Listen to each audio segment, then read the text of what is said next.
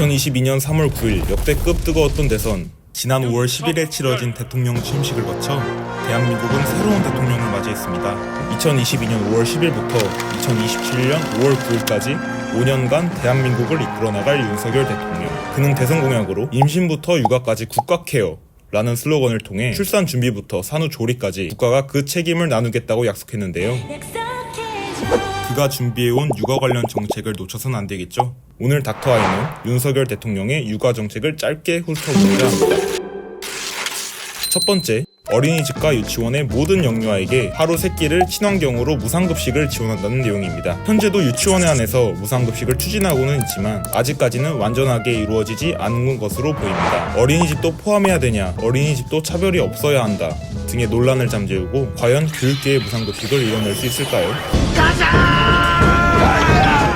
두 번째, 5세 미만 영유아의 약값과 발달 상담을 지원해주는 내용입니다. 요새 코로나로 인해 약을 사야 하는 일이 많아졌습니다. 폐혈제, 감기약은 필수죠. 그리고 어릴 때 잘 나타나는 아토피 등 약은 없으면 괜히 불안해지기 마련이죠.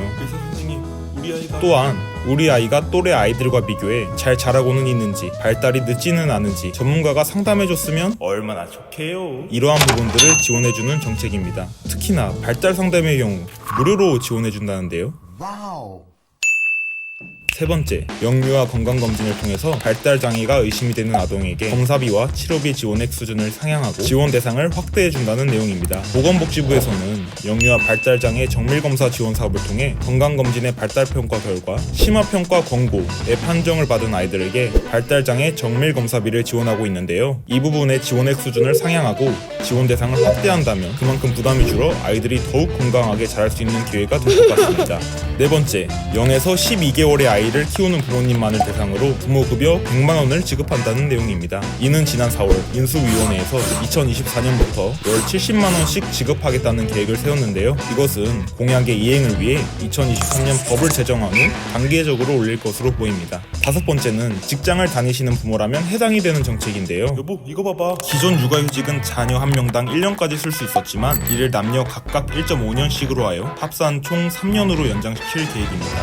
육아휴직 기간은 1987년 남녀 고용평등법을 중심으로 처음 도입되었는데 첫 도입 당시 1세 미만 자녀를 대상으로 최대 1년만 가능했죠. 26년이 지난 지금은 나이와 관계없이 2학년 이하, 학년과 관계없이 만 8세 이하의 자녀를 대상으로 육아휴직이 가능해졌습니다. 26년 동안 1년이었던 육아휴직 기간이 1.5년으로 연장된다는 사실에 벌써부터 가슴이 두근거리는데요.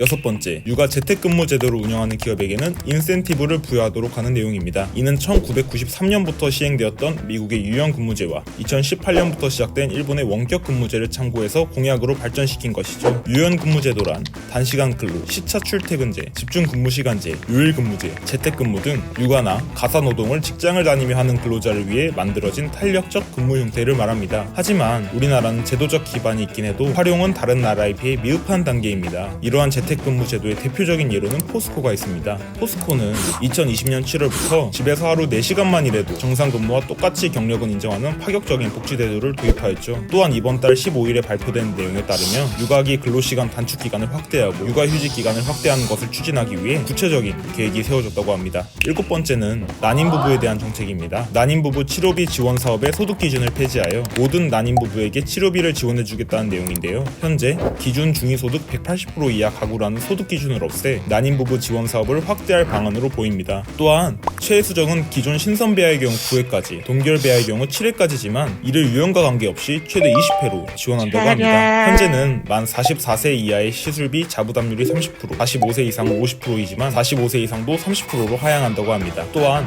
난임부부 치료에 비급여 진료를 지원한다는 내용과 남편 난임 검사 비용을 무료로 지원, 유급 난임 치료 휴가 기간을 3일에서 7일으로 확대하는 등 난임부부를 위한 다양한 정책을 앞세워 난임으로 심리적 고통을 안고 있는 부부의 무게를 덜어주려고 하는 모습입니다.